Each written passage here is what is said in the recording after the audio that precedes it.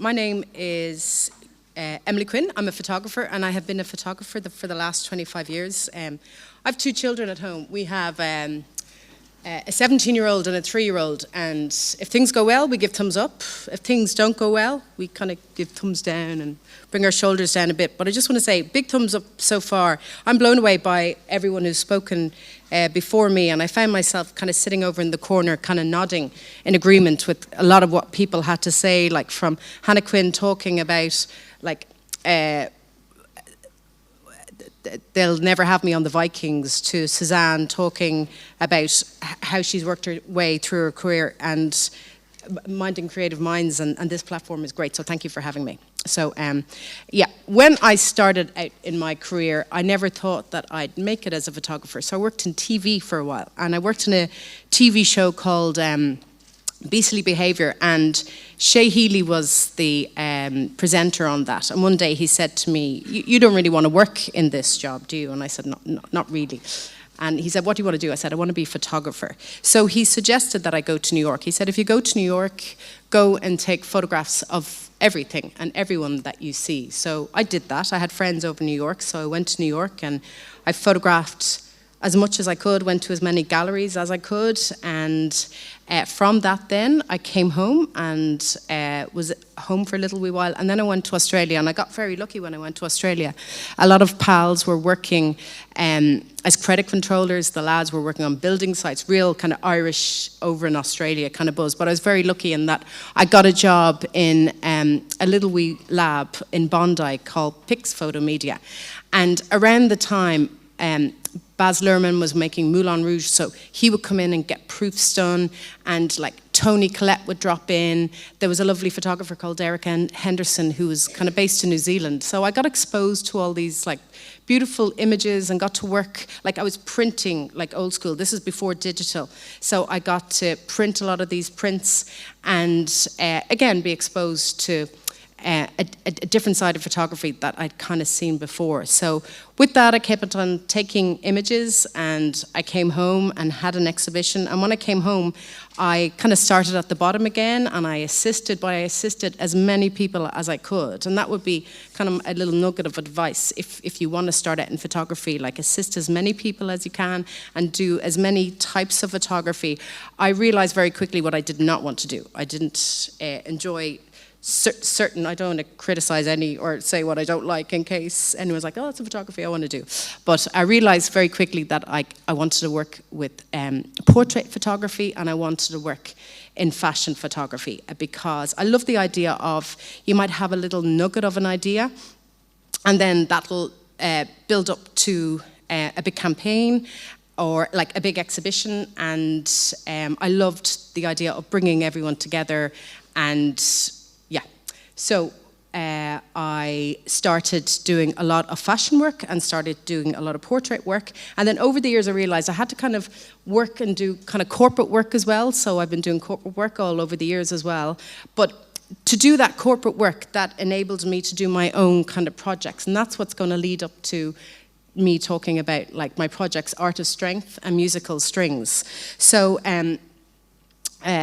over the years, I got to do some like lovely personal projects. I got to work on a project that I loved, calling it Bringing It All Back Home, where I asked Irish designers to bring me back to land that maybe they were inspired by. So I got to travel all over the country and do that project. Another lovely project I did was I did a project with this charity called A to Z Children's Charity, and I didn't want to just, they were a charity based in Uganda, and they'd asked me to go out and take portraits of people associated with the charity, and I didn't want to just take portraits of like these African kids and their parents, like in images that we've kind of seen before. So what I did was I brought 4 cloths, 2 representing the charity colours and 2 representing the earth and the sky, and dyed cloths and brought them over, and we got like a beautiful exhibition out of that. Another one that I loved doing was, I had a cousin growing up who had leukemia, and I asked my mum one day what it was like having one of the kids in the family so sick, and she got really upset, and she doesn't really get upset about much.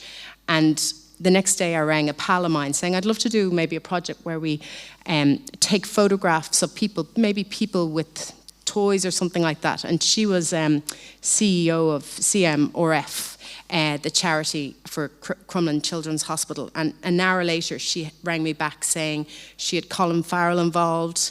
And we did a beautiful series of images. And it was around the time, maybe just pre-COVID, where they had, you know, the screens in maybe bars and restaurants. And that's where the project went to. And we raised 300,000. So it's been really interesting doing those kind of projects. But what I wanted to talk about today was Art of Strength.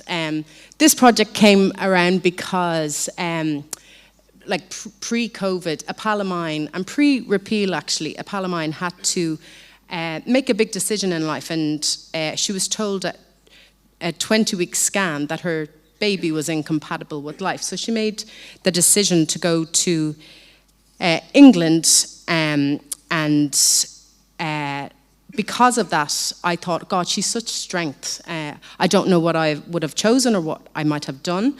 And then I started to think about maybe women that we kind of learned about from school time. So it's kind of researching the characters from kind of our history. And I came up with basically my favorite 10. And I thought I'd love to do maybe a cultural identity piece where I take characters from our history, give them to Irish designers, and get the Irish designers to dress them, but get women of note to be those characters. So I thought about it for years and did nothing about it because I had fear, always had the fear that I would never be able to execute it well or do it properly.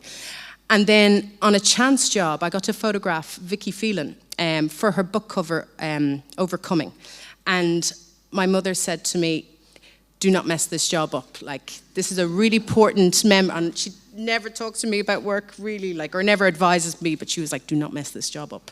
So that got me really anxious. So I thought, what I'll do is I'll bring Vicky to my house. Maybe we'll photograph her at home and we can make scones and have tea. Anyway, it worked out, didn't need any of that. She was gorgeous and very easy to hang out with. But we did her book cover, and then her book cover came out, and I read the book on holidays one day, and as soon as I finished, I closed up the book and I emailed her instantly going, I've had this idea of this project for ages. I don't know where I'm going with it, but would you be one of the characters? Would you be Hannah Skeffington? And she said, absolutely. So we went down to University of Limerick to photograph it, and the day that we photographed it, Vicky wasn't feeling so well. And we were told then that morning, you can't shoot here because our exams start, but we have one room free, and that is our courtroom that we haven't opened up yet. We haven't used it yet. So the first image over there is Vicky in the courtroom. And I thought it was really apt for everything that she stood up for and did for us women. And that was brilliant. And then I parked it for, she was brilliant. And that was it, and I did nothing about it, because then we fell into COVID. Everyone's been talking about COVID, and you kind of forget, it was such a big thing in our lives. Like, we're kind of back in the swing of things again. But anyway, COVID came around. I photographed Vicky in November 2019, and then COVID came around, and then in March, I fell pregnant with our second child, which had taken us years to get there. So to me, I didn't want to see or do anyone or breathe on anyone or talk to anyone or touch anyone because of COVID. I was so scared of COVID. And then we had a family tragedy in July, which I will come back to. But I didn't push Art of Strength after that.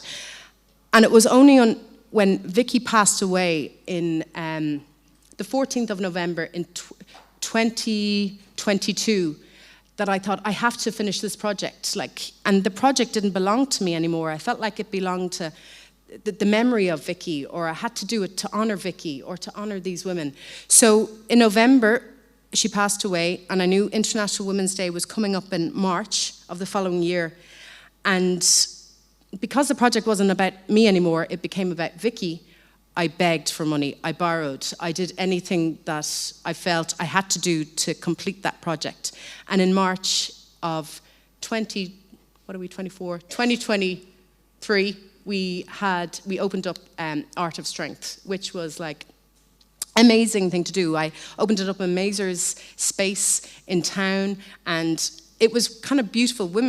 Loads of women came to it, and they'd come and they'd chat for hours. Like, a lot of women maybe had cancer, had problems at home, like abuse at home, and it was like a safe place where they could talk about the strength of women. So that's how that project came about. And then how I got involved in Minding Creative Minds is in the July of 2020, my cousin passed away via suicide. She died by suicide. And again, because I was so anxious about not seeing anyone or touching anyone, or I didn't have, that family one-to-one to kind of talk to and to get through that grief. So I listened to music a lot. I listened to a lot of music, and from when we were teens, because we were very close as teenagers, and I came up with the idea of musical strings. I'd heard Mundy talking on the radio about a song that he'd had for an album, and he didn't know if he should keep it, but he put it to Paddy Casey, and Paddy Casey was like, yeah, you should definitely keep it. And that's how musical strings came around. So it's about the connectivity between musicians and how they're kind of tied together, and that piece is outside, so if you go out into the hallway, you'll see that. And that was a beautiful project to do. Again, we were tight on time, but we had a lovely exhibition with it in January, and hopefully we're going to do more with it, and maybe a book in the future. So that is a bit about me and my work.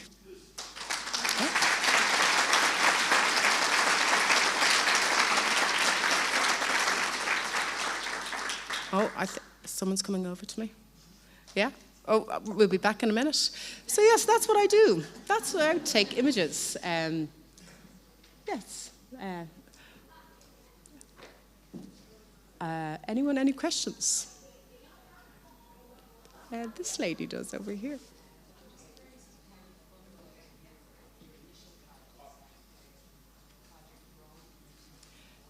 Questions? 1, 2. So how did I fund? To be honest, like and this is what's been really interesting about today, about funding and stuff like that. Other projects that I've done, I kind of pull in favors. And then this project, Art of Strength, I knew I couldn't pull in any other favors. And I knew, like, it wasn't just me that did it. I came up with the idea, but like I had Catherine Condell as a stylist, I had hair, makeup, I had Mark Henderson as a videographer. Like, there's beautiful videos to go with the imagery on Art of Strength. And that's when I knew I needed a good chunk of money. So I went through corporates, I got private investors. Like, somebody donated 5,000 because his mom passed away, and he wanted to remember her, and she was a gardener. So in the Imelda May shot out the front, we put in some ferns in memory of his mom. And yeah, because this project was kind of bigger than me and it wasn't about me anymore, I didn't mind asking for money. Before, I'd always be like, oh, sorry, do you mind doing a favor or whatever? But because this became bigger, it became, for Vicky, it became about, honouring all the women, all these strong women that I didn't care asking. Like, had it been for me, I would have been a bit embarrassed too. But because it wasn't, I didn't care, and I was able to pay everyone bar me, but that's okay because now I'm here talking about it, and this is the joy of it. But I was able to pay everyone, which was really important to me. But the other projects was a lot of, please, please, please, would you mind? Which I hate to do, but sometimes you just have to do it. Like the other ladies were saying, that you have to do those projects to get to the next project. So, yeah. Okay, thank you for that. Any more questions?